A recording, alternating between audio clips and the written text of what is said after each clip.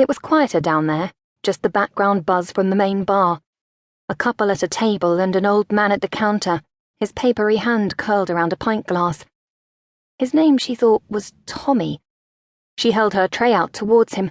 He lifted off a pizza slice, laid it down on the scarred bar top like a dead fish, began to pick at it with his fingernails. Didn't say a word. There was a shout of laughter from the snug.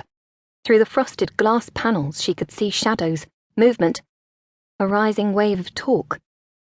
English, northern accents, she noticed, and tried to make out what they were saying. The heavy vowel sounds suggested something further south than home, but then she had never been good at placing accents. She turned towards the couple at the table. The woman was bronze-haired, a cigarette held to her lips, her red top pulled firmly down over a round belly. The man pressed his cigarette down into the notch in the ashtray, his belly bulging against the buttons of his shirt. They sat side by side, a half in front of her, a pint in front of him, looking straight ahead. Claire held out the platter, smiling for them. "You're a wee honey." The woman blew smoke out through pursed lipsticked lips, balanced her cigarette on the edge of the ashtray, took a piece. "You're a lifesaver." The man reached out, peeled away a slice, said, "That's enough, Joyce." She pulled a face. Claire smiled back at her, turned away. Tray balanced awkwardly on her left arm, she pulled open the snug door, propped it with her right hip. The tiny space was packed full, shoulder to shoulder. She remembered afterwards the open pores of a sweaty nose, thick, squarish reflecting glasses, neat, clean, close-clipped fingernails, the reddened curl of an ear.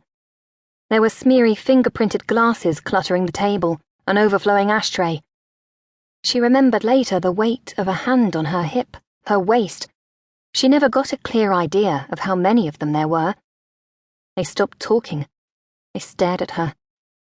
She felt her face go tight and numb. She felt her eyes go out of focus. She held out the tray. Nothing happened. "Compliments of the management," she said. "Now that's nice," someone said. "That's a nice touch. Irish hospitality, you know." Another voice. Yorkshire, Claire thought. "They're famous for it. And what do you call 'em? An Irish colleen. They're famous for that too." A hand descended on her waist. She shifted slightly, uneasily. "What's your name then, love?" She looked round at him. Squarish glasses, wet lips. One hand resting on the table, a cigarette crumbling between mauve fingers, the other hand resting on her. She felt its weight begin to slide down, following the curve of her hip. Behind the glasses, the eyes narrowed. "Come on now, don't be shy."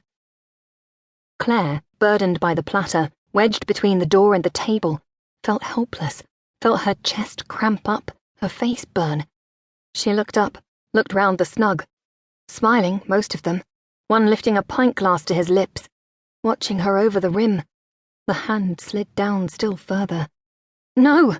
She jerked away, her tray crashing down onto the table, sending glasses skidding off the edge.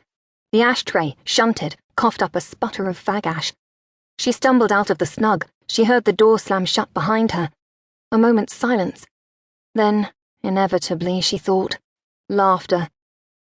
Walking unevenly down the bar, she felt the regulars staring, the tea towel hanging over her wrist, her hip burning as if branded. She felt hot. She didn't know what to do with her hands.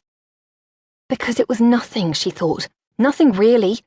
Not as if a glimpse of washed grey BHS bra through the gaps between her buttons had driven them wild with lust.